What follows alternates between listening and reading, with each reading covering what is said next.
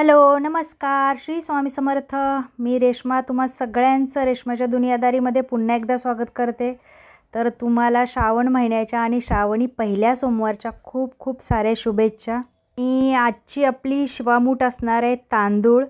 तर आपले पहिले 2 वर्ष अगोदरचे पण व्हिडिओ आहेत आपल्या चॅनलवर, ते सुद्धा तुम्ही बघा. 12 ज्योतिर्लिंगाची सुद्धा माहिती केलेले आपले व्हिडिओ आहेत, ते सुद्धा तुम्ही बघा. मी डिस्क्रिप्शनमध्ये त्याची लिंक देते. प्राचीन कथा आणि पुराणानुसार असं मानलं जातं की श्रावण महिना भगवान शंकराला खूप प्रिय आहे. या काळात शंकराची पूजा विशेष फळ देणारी असते. या काळात शिवशंकर व माता पार्वतीचे व्रत केल्यास तात्काळ फळ मिळते, कारण या महिन्यात माता पार्वतीने शिवाला प्राप्त करून घेण्यासाठी कठोर उपासना केली होती. यासाठीच महिला आणि कुमारिका श्रावणात भगवान शंकराची विशेष पूजा अर्चा करतात, ज्यामुळे कुमारिकांना चांगला पती मिळतो आणि विवाहित महिलांच्या आयुष्यात सौभाग्य नांदते. या व्रताचा एक भाग म्हणून दर सोमवारी निरनिराळ्या धान्याची शिवामूठ वाहण्याची पद्धत आहे. लग्नानंतर सलग 5 वर्ष शिवामूठ वाहण्याचे व्रत महिला करतात. एखादी मुलगी जेव्हा सासरी जाते तेव्हा नवीन घरी तिला ॲडजस्ट होण्यासाठी नेहमीच कष्ट पडतात. मात्र शिवामूठ व्रत केल्यामुळे महिलांना सासरी प्रेम आणि आदर मिळतो, अशी मान्यता आहे. यासाठी लग्न झालेल्या मुलींसाठी श्रावणातील सोमवारचे व्रत खूप फलदायी ठरते.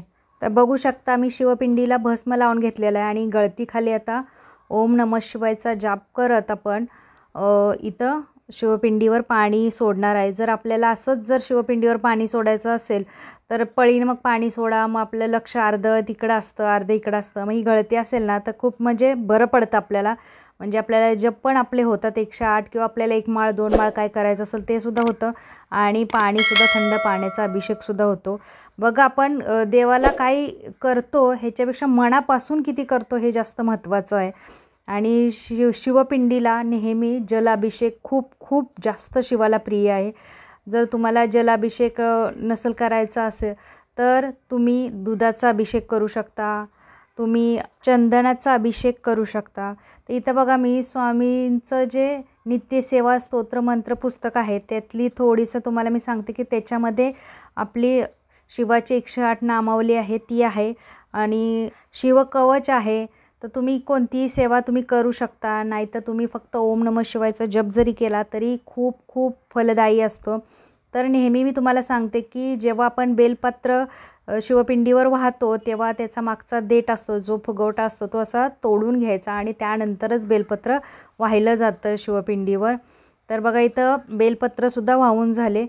तुमच्याकडं जर बेलपत्र एक जरी मिळालं तरीसुद्धा चालेल, पण बेलाचं पान आणि एक व्हाईट कलरचं फूल नेहमी असावं. धोत्र्याचं असलं तर खूपच चांगलं. धोत्र्याचं फळ, फूल किंवा बेलाचं फळ असेल तर ते सुद्धा वाहिलं जातं. ते जरी नसेल तरी तुम्ही आपली जी फ्रूट असतात घरात ते सुद्धा तुम्ही इथं थोडं पूजेसाठी ठेवू शकता.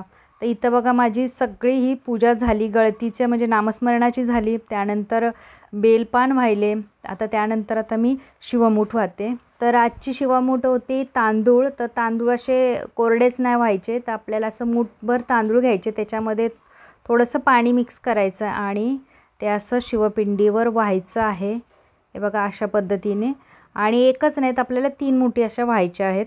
तुम्ही ओले करूनच तांदूळ व्हायचं, नाही तर इथून पुढच्यासुद्धा सगळ्या ज्या धान्याच्या मुठी आपण वाहणार आहे त्या थोड्याशा ओल्या करून व्हायच्या असतात या दिवशी. आणि तर आपण इतर वेळा आपण अख्खे तांदूळ म्हणजे खंडित न झालेले तांदूळ, तुटलेले वगैरे असे न तांदूळ, अख्खे तांदूळ वाहतो. यावेळेला तुम्ही असे मुठभर तांदूळ असे व्हायचे आहेत. तुम्ही बघू शकता जवळून असे ओले करून. सगळी पूजा माझी छान अशी साग्र संगीत चांगली मस्त पार पडली. खूप भारी वाटतं. पूजा ही घरात असले ना, पूजा मांडणी केली किंवा सकाळचीसुद्धा आपण बघा देवघरात पूजा करतो तेव्हा इतकं प्रसन्न वाटतं. थोडीशी देवांची गाणी असते, नामस्मरण असतं, खूप खूप छान वाटतं. एकदम मस्त मन असं प्रसन्न होऊन जातं. तर तुम्हाला 16 सोमवाराचं व्रत करायचं असेल तर तुम्ही या महिन्यात चालू करू शकता, किंवा शिवलीला अमृताचं पण व्रत केलं जातं, ते सुद्धा तुम्ही या महिन्यात करू शकता. खूप फलदायी आहे.